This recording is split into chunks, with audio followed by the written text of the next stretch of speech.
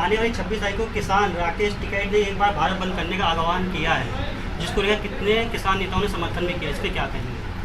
देखिए, आदरणीय मोदी जी की सरकार किसान समर्थन में हमेशा रही है।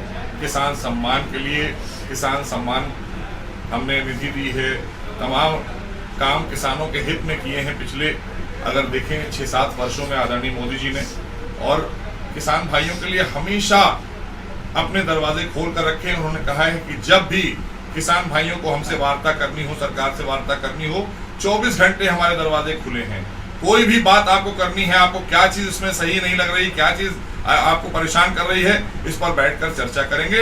एक बार नहीं 100 बार चर्चा करिए, हम 100 बार चर्चा करेंगे। और जब तक आपको लगे कि हाँ वाकई में आपके हित के लिए लाया गया कोई भी अध्यादेश है या कोई भी कानून है, तब आप मानिएगा। क्योंकि हमेशा आदरणीय मोदी जी किसान के हितों के लिए लड़ाई लड़ते रहे हैं, पहले भी और आज भी और आगे भी भारतीय जनता पार्टी समर्पित रहेगी किसानों के लिए। योगी सरकार ने मंदिर मस्जिद का मजाक को हटाने का आदेश दिया, जिसके कारण अतिक्रमण और जनता को परेशानी हो रही है, इस पर आप क्या कहेंगे?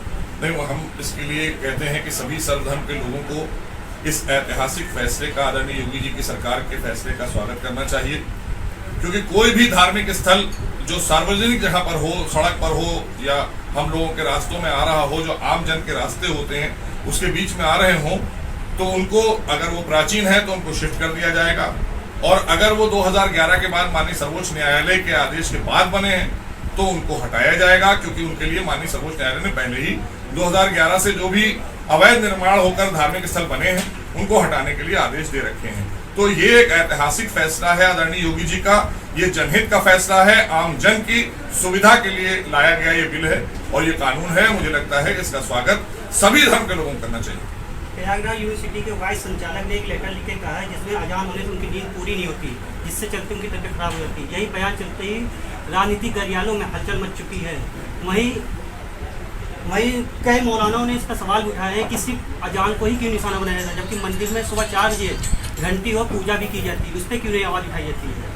मुझे लगता है कि इस प्रश्न का जवाब माननीय उच्च न्यायालय से आ चुका है और इस पर बहुत कुछ ज़्यादा बोलने की जरूरत नहीं है। माननीय उच्च न्यायालय अपना इस पर फैसला सुना चुका है और आप सबको पता है। तो सभा प्रवक्ता ने कहा कि ये जब से सरकार योगी आई है, जब से एक ही धर्म को निशाना बनाया जा रहा है, इस पर आप क्या करेंगे? हम सबका साथ, सबका विकास और सबके विश्वास की नीति पर काम करते हैं। हम कोई भी जन कल्याण योजना बनाते हैं सबको लेकर बनाते हैं और समुदाय विशेष की राजनीति और जाति विशेष की राजनीति वही लोग करते थे, इसलिए पीड़ितों को होगा। वहीं अवैसी ने योगी सरकार पर आरोप लगाया कि मुसलमान को गुंडा बता के इनकाउंटर किया जा रहा है, जबकि वो अल्पसंख्यक पर एक अत्याचार किया जा रहा है, इस पर आप क्या कहेंगे? मैंने पहले भी कहा कि जिन लोगों ने ये प्रश्न उठाया है, बड़ा अफसोस है कि वो बैरिस्टर भी हैं और जब वो टीवी पर बोलते हैं तो आप लोग उन्हें देखते हैं कि राष्ट्रीय पार्टी भी उन्होंने बना रखी है।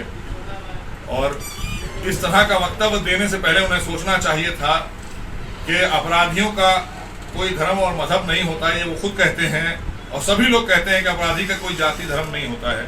तो उन्होंने कहाँ से धर्म तलाश लिया? और अफसोस की बात यह है कि अगर इतने % आपके समाज के लोग अपराधी बने और पुलिस के साथ इनकाउंटर में मारे गए, क्योंकि पुलिस ने तो कानून व्यवस्था के तहत आदरणीय योगी जी की सरकार ने पुलिस को छूट दी है कि जो कानून हाथ में ले उसके खिलाफ कड़ाई से कार्रवाई करिए। हमने 7,500 इनकाउंटर किए हैं उत्तर प्रदेश के अंदर और उसमें 135 से ज्यादा दुर्दांत अपराधी पुलिस से फायरिंग करने में मारे गए, जिन्होंने पुलिस पर फायरिंग की। तो उनमें अगर असदुद्दीन ओवैसी को 35 या 36% मुसलमान दिखाई देते हैं तो आप पर भी प्रश्न चिन्ह लगता है कि आखिर ये अपराधी बन कैसे गए। इसका मतलब है कि आपने या आपके पूर्वजों ने कुछ नहीं किया था इनके लिए। अपराध की तरफ जा रहे थे तो आप बैरिस्टर बन गए, आप वकील बन गए, ये क्यों नहीं वकील और डॉक्टर बन गए थे? ये जिम्मेदारी आपकी थी। और अगर ये अपराध की तरफ गए थे, इनको रोकने की भी जिम्मेदारी आपकी थी। आज आप कहां से ये आंकड़ा लाए मुझे नहीं पता, ये आंकड़ा उनके पास कहां से आ गया, लेकिन आपने शर्मसार जरूर किया है पूरे अपने समाज को।